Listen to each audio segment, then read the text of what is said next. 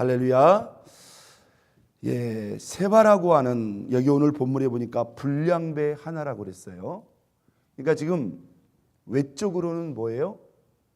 유다 지파만이 아니라 남은 모든 11개 지파가 다 다윗 왕을 다시 왕으로 모셔오는 것으로 합의하고 지금 모셔오고 있고 모셔왔어요. 그런데 그 틈에서 이 세바라고 하는 사실상 베냐민 사람이죠. 베냐민 사람인데 이 사람이 갑자기 나팔을 불면서 나는 다윗과 함께하지 않겠다라고 하면서 반역을 일으키는 겁니다. 그런데 여러분, 이 사람의 마음을 한번 보세요. 2절에 보니까 이에 누가요? 온 이스라엘이 다윗 따르기를 뭐하고 그치고. 이 말은 뭐예요? 지금 다윗을 잘 따라오다가 세바가 반란을 일으키니까 다시 마음을 바꿔가지고 뭐예요? 다윗 따르기를 그치고 올라가 비그리의 아들 세바를 따르나 누구만? 유다 사람은 그들의 왕과 합하여 요단에서 예루살렘까지 따르니라. 그러니까 압살롬 반역의 사건과 같은 큰 반역의 사건이 지금 또다시 발생을 하는 거예요. 그러니까 끝날 듯 하면서 또 사단이 틈을 타는 거죠. 그래가지고 이 세바를 중심으로 남은 이스라엘 지파가 다 붙어버렸으니까 이게 작은 사건이 아니죠. 자, 그런데 오늘 이 본문의 사건은 물론 다윗 진영의 사람들이 이기고 결국 한 지혜로운 여인, 아벨성에 살고 있는 한 지혜로운 여인을 통해서 결국 세바는 죽게 되고 이 반란은 바로 이제 잠재워지게 됩니다. 그런데 우리가 오늘 이 본문 가운데서 제가 이 요압이라는 사람의 이야기를 조금 나누고 싶어요. 자, 이 세바의 반란 사건이 일어나자 이 세바의 반란 사건의 총지휘를 다윗이 누구에게 이것을 맡깁니까? 자, 본문 4절에 보니까 왕이 누구에게? 아마사에게 이르되 너는 나를 위하여 3일 내로 유다 사람을 큰 소리로 불러 모으고 너도 여기 있으라. 여러분, 여기 나오는 이 아마사가 누구입니까? 원래 압살롬과 함께, 아히도벨과 함께 압살롬의 반역을 주도했던 사람입니다. 그러니까 압살롬의 사실상 군대 장관이라고 말해요. 원래는 다윗 진영에 상당히 유력한 장수였어요. 그런데 압살롬이 반역을 일으킬 때 아히도벨이 모략을 했고 그 군대를 총지휘했던 사람이 바로 누구예요? 아마샤예요. 그런데 압살롬이 죽은 다음에 다윗이 다시 이스라엘을 끌어안아야 되잖아요. 그래서 아마샤를 자기 진영으로 끌어들인 겁니다. 그러면 다윗 진영의 군대 장관은 누구였어요? 요압이었단 말이에요. 그런데 왜 요압에게 이 세바의 반란 사건이 작은 사건이 아니단 말이에요. 응? 그런데 요압에게 맡기지 않고 왜 아마샤에게 맡겼을까요? 요압이 누구를 죽였어요? 압살롬을 죽인 이 사건을 이 다윗의 마음속에 기억을 하는 거예요. 분명히 자기가 공개적인 자리에서 압살롬을 죽이지 말라고, 압살롬을 좀 너그러이 대해달라고 부탁을 했는데도 인정사정 없이 자기 아들을 죽인 이 요압에 대해서 다윗의 마음이 좋지 않는 거예요. 자, 여러분, 우리가 일의 흐름상으로 보면 사실 압살롬은 이렇게든지 저렇게든지 죽을 수밖에 없는 사람입니다. 그런데 여러분, 우리가 여기서 이렇게 한번 생각해 볼 수 있어요. 압살롬이 죽을 때요, 그냥 막 전쟁 중에 이렇게 저렇게도 죽을 수도 있어요. 그렇죠? 그런데 공교롭게도 그가 자기 머리 때문에 큰 상수리 나무에 걸려 있었다 이 말이에요. 그러면 여러분, 압살롬을 생포할 수 있었어요, 없었어요? 얼마든지 생포할 수 있었고 그 압살롬을 끌어다가 다윗의 판결을 받게 할 수 있었다 이 말이에요. 그런데 요압은 뭐예요? 압살롬이 죽어야만 이 전쟁이 끝난다고 하는 이런 관점을 가지고 있는 거예요.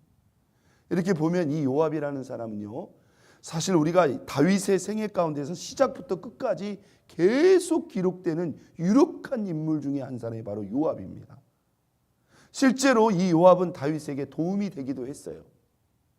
그러나 다윗에게 상당히 많은 부분에서 이 다윗을 어렵게 했고 또한 힘겹게 했던 인물 중에 한 사람이 바로 요압이라고 하는 사실입니다.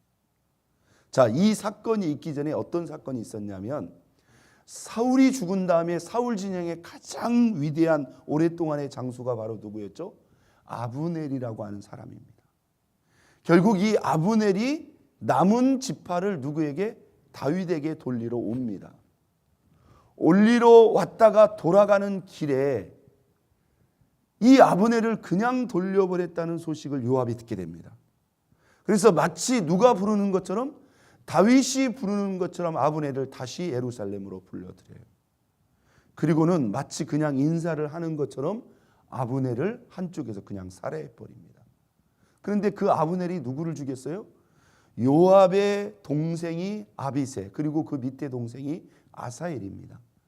그의 발걸음의 빠르기가 마치 노루와 같다고 그랬어요. 그런데 예전에 보면 그 아사엘이 막 사울 진영과 다윗 진영과의 전쟁이 일어났을 때 끝까지 누구를 따라가요? 아브넬을 따라갑니다. 그런데 이 아브넬은 이 아사엘이 누구의 동생이에요? 유다 진영의, 다윗 진영의 최고의 장수인 요압의 동생이라는 것을 알기 때문에 너 나 따라오지 말아라. 너 나 계속 따라오면 너 나한테 죽을 수밖에 없다. 경고를 했어요. 그런데도 이 아사엘이 포기하지 않고 끝까지 따라가니까 결국 그 아사엘이 누구래? 아브넬에게 죽게 된 겁니다. 그런데 지금 여기서 압살롬을 죽인 것과는 비교가 될 수 없을 정도로 그때 당시 지금 유다와 이스라엘이 7년 반 만에 통합되는 그런 상황이란 말이에요. 그리고 사실상 사울 진영의 대표는 거의 누구예요? 아브넬이나 다름이 없어요. 그런데 마치 누가 부른 것처럼, 다윗이 부른 것처럼 해가지고 이 아브넬을 죽여버렸다 이 말이에요. 그래서 실제로 뭡니까? 아브넬이 죽었을 때 모든 이스라엘 백성들이 누구를 오해했어요? 다윗을 오해했다 이 말입니다.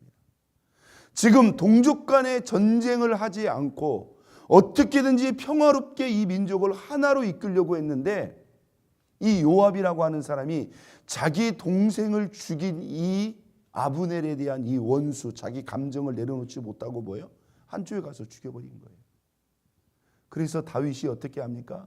모든 백성들 앞에서 막 큰 소리로 통곡을 하면서, 곡을 하면서 이 아브넬의 죽음과 자기의 죽음이 상관없다는 것을 설명하기 위해서 아주 애를 썼다 이 말이에요. 그래도 이스라엘 백성들이 다윗의 마음을 알아줬기 망정이지, 만약에 그 오해가 커졌다고 하면 다윗의 그 왕국이 세워지는 가운데 큰 어려움이 있을 뻔했다 이 말이에요. 그런데 오늘 이 본문에서도요, 비슷한 사건이 또 일어난다는 겁니다. 자, 압살롬을 죽인 거에 대해서도 물론 이것은 우리가 사실 쉽게 평가하기는 어렵습니다. 왜? 압살롬이 지은 죄가 너무나 크기 때문에. 그런데 여러분, 다윗의 입장에서 보면 그 압살롬의 죄가 정확히 말하면 누구에게서부터 시작됐어요? 자기 자신에게서부터 시작돼요. 그렇기 때문에 다윗은 자기가 궁궐에서 쫓겨나면서도 그 시므이라는 사람이 자기를 저주하는데도 뭐예요? 그 저주를 막 달게 받았다는 거예요. 저 압살롬이 미쳐 날뛰는 것이 내 죄 때문이라는 것을 다윗은 알기 때문에 나를 봐서, 나를 생각해서 저 압살롬을 좀 너그러이 대해달라고 그렇게 부탁을 했던 거죠. 그런데 요압이라는 사람은요, 목적 지향적인 사람입니다. 그리고 자기가 권세를 얻게 되니까 이 사람이 자꾸 선을 넘는 거예요. 여러분, 우리가 많은 사람들에게 인정을 받고 주목받는 그런 상황 가운데서도 항상 우리가 하나님 앞에 지켜야 될 선이 있고 지켜야 될 위치가 있다 이 말이에요. 그 아브넬의 죽음의 사건을 통해서 이미 요압은 다윗에게 큰 해를 끼칠 뻔한 그러한 전적이 있다 이 말입니다. 여러분, 우리가 이렇게 한번 생각을 해봅시다. 만약에 압살롬을 살려서 갔다 한들 하나님이 어떻게든지 압살롬을 죽이려면 죽일 거란 말이에요. 그렇죠? 여러분, 압살롬이 죽을 죄인이라면 그러면 다윗은 죽일 죄인 아닙니까? 그렇잖아요. 사울의 생명도 다윗이 살려놓을 때는 그만한 이유가 있는 것이에요. 제가 압살롬을 결과적으로 죽였다고 해서 지금 요압이 문제가 됐다고 하는 것이 아니라 적어도 그 기회를 누구에게? 다윗에게 줬어야 되고요. 그 다음은 다윗이 알아서 할 일이다 이 말이에요. 그런데 공개적인 장소에서 왕이 분명히 말한 그거에 대해서 그는 그렇게 하지 않았어요. 그런데 오늘 본문에 보면 자, 세바의 반란을 누구에게 지시를 합니까? 아마샤에게 지시를 합니다. 그리고 사흘 내로 유다의 군사들을 모아오라고 말합니다. 그런데 이게 웬일인지요? 이게 일이 안 되려고 하니까 아마샤가 가서 유다 사람들을 불러 모아오는데 어떻게 보면 아마샤가 이미 리더십을 잃어버린 사람이겠죠. 사람들이 사흘 안에 불러 모아지질 않는 거예요. 그래서 아마샤가 지체를 합니다. 그런데 지금 이게 지체할 일이 아니에요. 그러니까 6절 보십니다.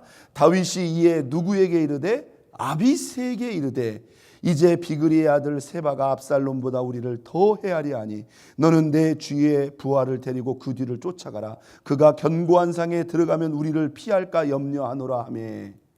자, 아마샤가 지체하자 이번에는 지휘권을 또 누구한테 넘겨요? 요압이 아니라 요압의 동생 아비새에게. 그러니까 지금 다윗이 단단히 요압에게 마음이 상한 거예요.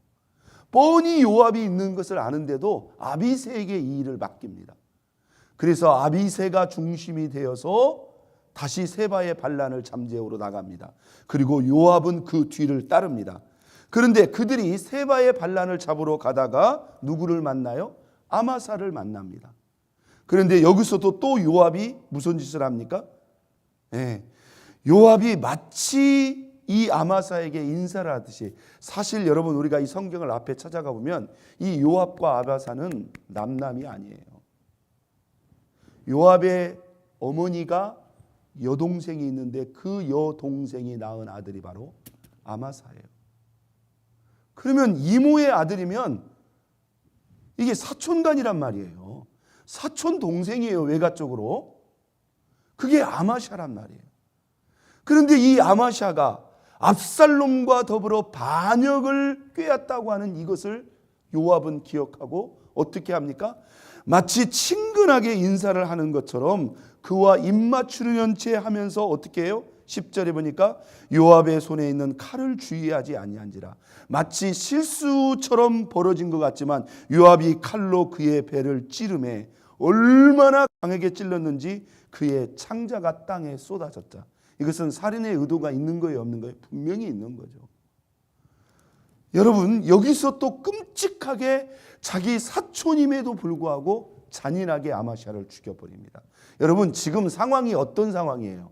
아마샤를 죽이는 게 지금 빠른 거예요? 지금 뭐가 제일 급한 거예요? 세바의 반란을 잡는 게 붙은 거예요. 그런데 이 요압은 이렇게 있지 않습니까? 자기가 지금 최작진의 정수인 것도 아닌데 자기 마음에 안 들면은 그냥 목적대로 잔인하게 이렇게 죽여버립니다. 여러분, 이 요압 장군이 나중에 어떤 일을 하는지 아세요? 나중에 다윗이 누구를 지명합니까?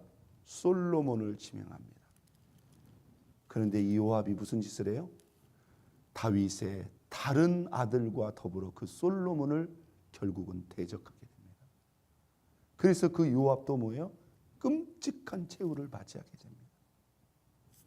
여러분, 요압은 분명히 다윗 왕국에 크게 쓰임받은 위대한 장수고 큰 장수입니다. 그런데 그는 그가 지킬 선을 지키지 않았어요. 그리고 결정적인 순간 뭐예요? 선을 넘어서 자기 맘대로 해버립니다. 이래 해가지고 다윗을 돕는 자 같으나 여러 번 다윗을 당혹스럽게 하고 다윗에게 큰, 여러분 오늘 이 본문에 아마샤가 원래 지금 어느 진영이었어요? 압살롬 진영이었기 때문에 이것도 만약에 일이 잘못 풀리게 되면 유다 족속 가운데서도 큰 분쟁을 일으킬 수 있는 그런 사건이 된다 이 말이에요. 여러분, 우리가 이런 사건들을 통해서 하나님이 왜 이런 끔찍한 사건들을 왜 이렇게 자세히 기록할까요? 사람을 잘 보라는 거예요. 잘 보라는 거예요. 그래서 우리가 하나님 앞에 쓰임을 받을 때도 마찬가지고 하나님 앞에 사역을 감당할 때도 마찬가지입니다. 늘 하나님이 세우신 그 질서와 권위, 또 하나님이 우리에게 허락하신 그 모든 것들을 잘 지키고 분별하는 가운데 하나님의 뜻 안에서만 바로 분별하고 또 합당하고 아름답게 끝까지 쓰임받는 저와 여러분 모두가 될 수 있기를 예수 그리스도의 이름으로 축원드립니다.